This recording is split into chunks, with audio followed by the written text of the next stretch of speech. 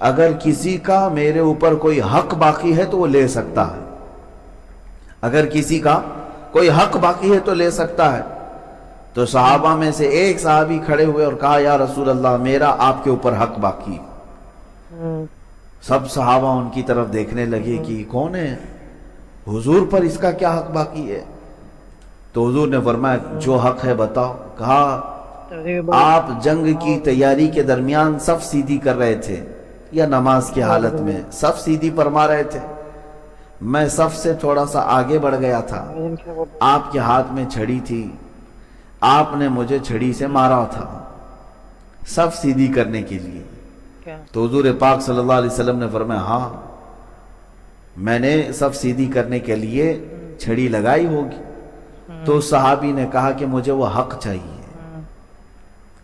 مجھے وہ حق چاہیے۔ اللہ کے نبی صلی اللہ تعالی علیہ وسلم آگے بڑھے اور اپنے آپ کو ان کے حوالے کیا، کہا کہ تم لے سکتے ہو جو تمہارا حق ہے، جتنا میں نے تمہیں لگایا تھا چھڑی سے اتنا تم بھی مجھے لگا سکتے ہو۔ اللہ اکبر، یہ کائنات کا سب سے عظیم آقا جس نے پوری کائنات کو اندھیریوں سے اجالے میں لایا اور جس کی ایک تاب کے لیے، اس ایک دیدار کے لیے کروڑوں فرشتے بے قرار ہو، وہ اپنے ہی غلام، اپنے ہی خادم صحابی کے پاس اپنے آپ کو انصاف کے لیے پیش کر رہا ہو۔ صحابہ سب دیکھتے رہے اور کہنے لگے کہ یہ کیسا ہو سکتا ہے کہ حضور پاک صلی اللہ تعالیٰ علیہ وسلم پر کوئی ہاتھ اٹھائے گا۔ کوئی صحابی اگر کھڑے ہوتے تو حضور جلال میں انہیں بٹھا دیتے کہ یہ انصاف ہے، یہ اللہ کا دین ہے، تم بیٹھ جاؤ۔ تو جب حضور پاک نے اپنے آپ کو پیش کیا تو وہ صحابی آگے آئے، کہا کہ جس وقت آپ نے مجھے مارا تھا اس وقت میرے جسم پر کپڑا نہیں تھا، پیٹھ پر، لہذا آپ بھی اپنا جبہ اٹھائیں، آپ بھی اپنا جبہ اٹھائیں، میں ننگی پیٹھ تھا جب آپ نے مجھے چھڑی لگائی تھی۔ حضور پاک صلی اللہ تعالیٰ علیہ وسلم نے اپنے جسم اطہر سے جبہ بھی ہٹا دیا، ایک خادم اور ایک غلام کی بات پر۔ جب جبہ ہٹایا تو وہ صحابی آگے بڑھے اور حضور کے دونوں کندھوں کے بیچ میں مہر نبوت تھی، اس کو جا کر چوم لیا۔ مہر نبوت کیا ہے؟ دونوں شانوں کے بیچ میں ایک مہر، انڈے سے تھوڑی سی بڑی ایک ایسی شکل تھی جس کو کھلتے ہی سورج سے زیادہ روشنی اس میں آتی تھی۔ حضور پاک صلی اللہ تعالیٰ علیہ وسلم کی وہ مہر نبوت ہے، آپ کے خاتم النبیین ہونے کی علامت تھی۔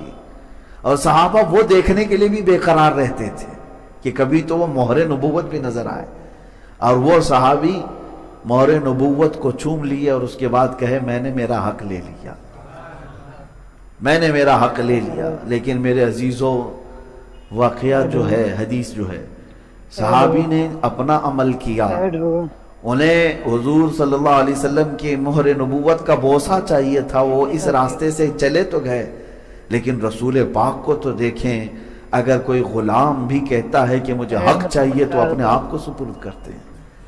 ہے کوئی دنیا میں اس نظام کو پیش کر کے دکھائے کہ رسول پاک صلی اللہ تعالیٰ علیہ وسلم نے جس عدل کو قائم کیا تھا، ہے کوئی آج دنیا کا لیڈر جو اپنے آپ کو انصاف کے کٹہرے میں کھڑا کر سکے؟